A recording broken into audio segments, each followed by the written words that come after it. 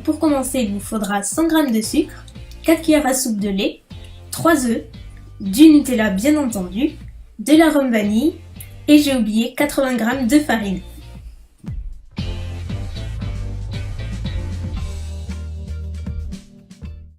Donc dans un premier temps, je mélange mes 3 jaunes d'œufs avec le sucre jusqu'à ce que le mélange blanchisse légèrement.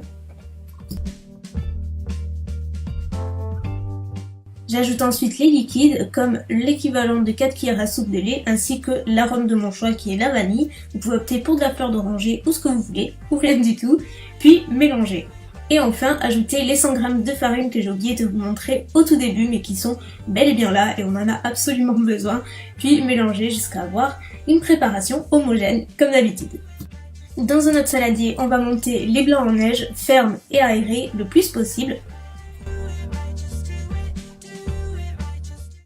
Puis on incorpore doucement à l'aide d'une spatule en silicone de préférence petit à petit les blancs en neige jusqu'à les incorporer au mieux à la préparation sans les casser. Alors là, écoutez-moi bien, c'est là où tout va se jouer et c'est là où il faut être le plus attentif possible. Si vous voulez réussir votre roulé au Nutella, il vous faut investir dans un tapis à rebord en silicone comme ceci. J'ai acheté le mien chez Jiffy et croyez-moi, si vous utilisez autre chose, vous n'allez pas arriver à rouler votre pâte correctement, ça va se casser et puis ce sera du travail gâché tout simplement. Croyez-moi, ça fait toute la différence, il faut vraiment que le tapis soit à rebord, vous pouvez en trouver n'importe où au rayon pâtisserie, ça fait toute la différence. Et moi depuis que j'ai ce tapis là, je réussis à tous les coups. Donc après avoir tapissé mon moule donc de papier cuisson, papier sulfurisé, peu importe, assurez-vous juste qu'il soit anti-adhérent pour que ça se démoule le plus facilement possible. Il ne vous reste plus qu'à étaler toute votre pâte sur le moule et après avec la maryse. Et puis en faisant des mouvements, vous allez voir, ça va se tasser tout seul, ça ne déborde pas. D'où l'intérêt d'avoir un tapis à rebord, vous voyez un petit peu mieux l'idée. Et puis voilà, maintenant il ne vous reste plus qu'à tapisser tout ça. Puis enfourner 15 minutes à 160 degrés. Une fois que c'est cuit, ça ressemble à ça, il suffit juste que la pâte soit relativement souple pour pouvoir appliquer de la pâte à tartiner. Et donc là, je décolle légèrement les bords avec une spatule. Et puis vient le moment marrant où vous appliquez votre Nutella ou votre pâte à tartiner de votre choix.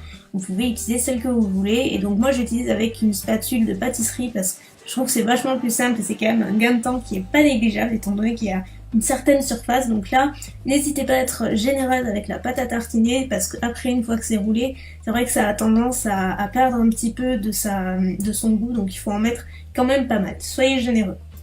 Vient la partie la plus délicate de la recette, à savoir rouler votre pâte en fait.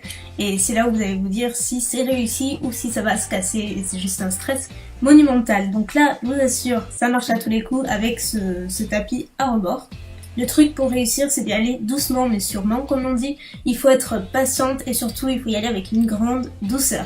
Donc petit à petit déjà, je roule petit à petit et surtout, je décolle le papier sulfurisé délicatement de façon à ne pas le retirer en même temps que la pâte non plus.